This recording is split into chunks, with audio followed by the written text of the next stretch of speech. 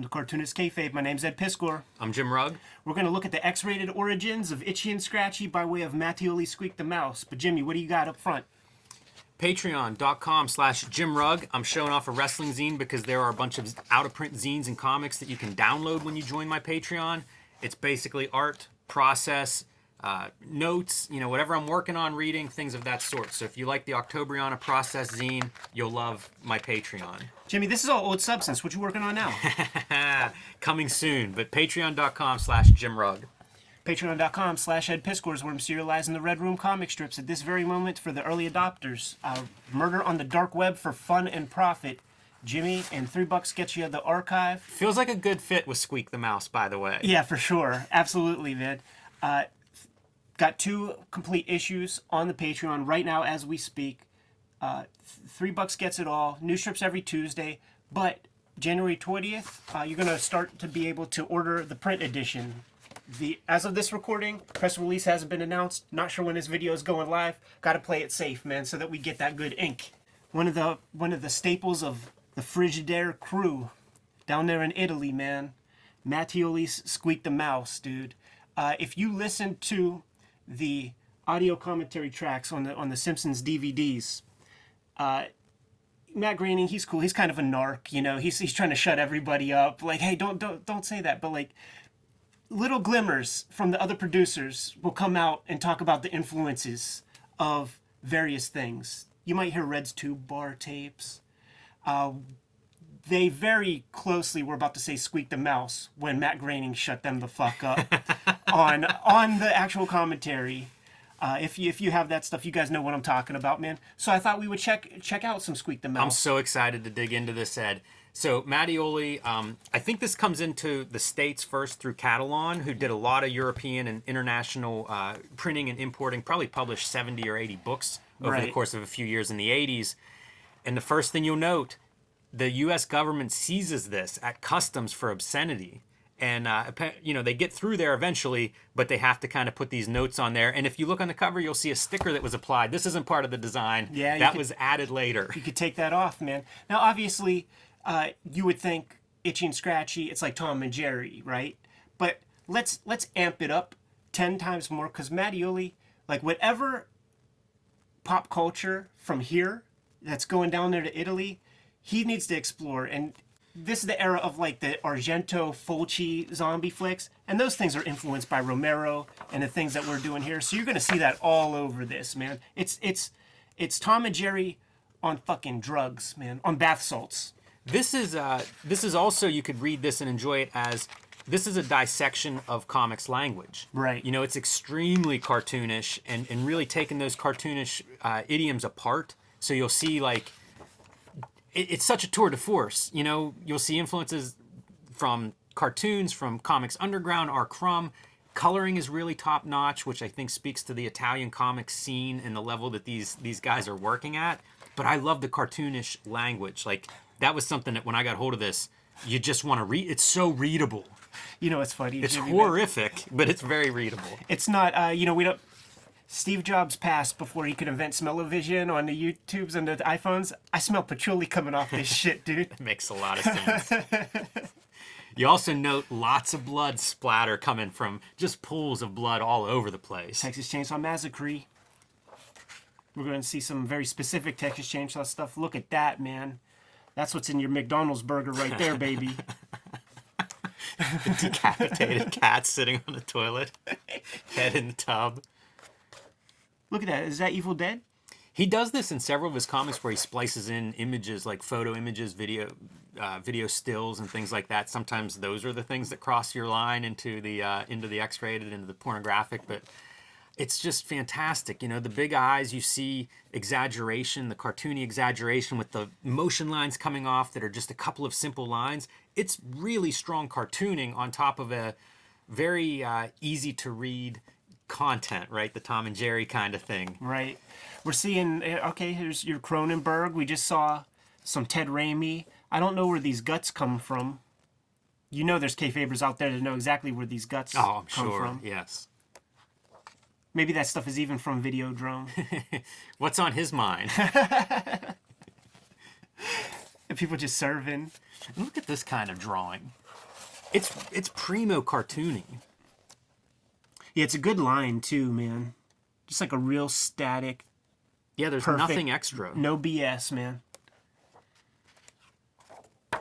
No BS. I guess this is the parts that Itchy and Scratchy didn't take for themselves, man. Not a lot of. This is what I think American Psycho may have lifted from some of this. Yeah. I love it all. Even the sound effects are really nice graphic. If you were just to isolate some of these like single panels, they work really well. Right. They have that pop art kind of feel to them. We lost Mattioli during the tenure of us beginning the channel. You know, like probably within the past year of this recording, he's passed. Love this kind of stuff too, like the meta elements. Yeah, I don't know his work very well. I only know the couple of volumes that have, found their way into, pretty easy English outlets. Right. So Squeak the Mouse is probably the biggest of those, and you can certainly track those down if you're interested. Yeah. That's the other one is Super West, and it's even more deconstructing of like the comics form, but definitely in line. If you like one of these, I would highly recommend the other. How decomposed and gross that head is. I think Charles Burns hooked up with them early in the 80s. I think he was doing work with some of those guys to try to give a little bit more of an aesthetic what this group is, and really what it is just massively high levels of craft, because stylistically they're very different. Yeah, and I think that was one of the attractive things too, because there is a kind of a house style. You think Dylan Dog and that kind of shit, which there's a lot of stuff in Italy that looks like that, and this shit just did not. Throw the cat under the water, get to see what he can do with the cartoon language underwater. Yeah, good color there. It's really exceptional and deceptive. You look at it and it looks so simple and clean and like, okay, I can breeze through this. Yeah, you give it a little bit closer look and it is just marvelous. I mean, look at this stuff. Johnny Ryan has to have these on his shelf, right? Yeah, I think a lot of good cartoonists probably pull from this, and maybe you keep it on underneath under the counter, or just show it to your girlfriend like on day one, just so that there's no surprises on day 5. True too. Yeah. I see things like Jason, the cartoonist Jason, the Norwegian cartoonist, and I have no idea like where people pull their influences, but I just see overlaps, and I think in that case it's the cartoon language. It's such a universal language. Like if you really break this stuff down, you can find that commonality, and it feels like this is one of those Rosetta Stone-like versions where he really cuts to the core. Yeah, for sure. Like Mark Bell comes to mind. The Mark Bell aspect to me is the static line and the textures whenever we see that application. Yeah, I think it's worth noting the character designs. They're very shape-oriented. Yeah, like true cartooning. Mm-hmm. Look at that little Chucky doll, man. Wow. Is that Darkman? This can't be that late. It is Darkman. I wonder when this came out. So this is the second volume, and it's published by NBM, which I guess, I don't know, the Catalan is still publishing at that point. 92. This one was in Tower Records, man, so it had like a pretty big distribution.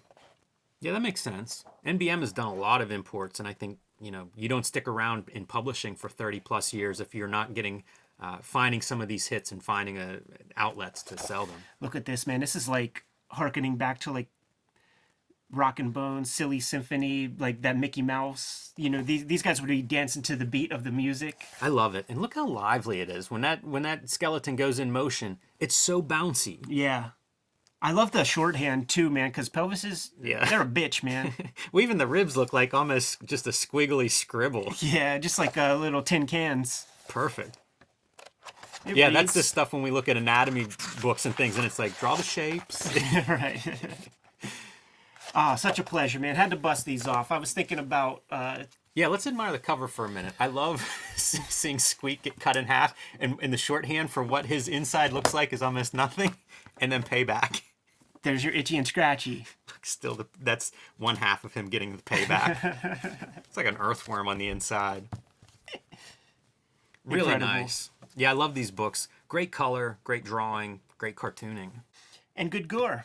That's where my head's been the past year. What do you say, Jimmy? Bounce? Kayfabers, like, follow, subscribe to the YouTube channel, hit the bell, we'll notify you when new vids are available. What you pimping, man?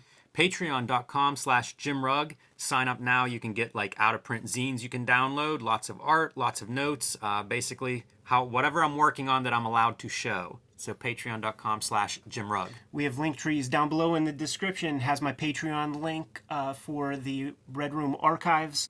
And after January 20th, you're going to be able to pre-order the Red Room comic book on paper. Honest to goodness, glossy cover, 64 pages, self-contained story.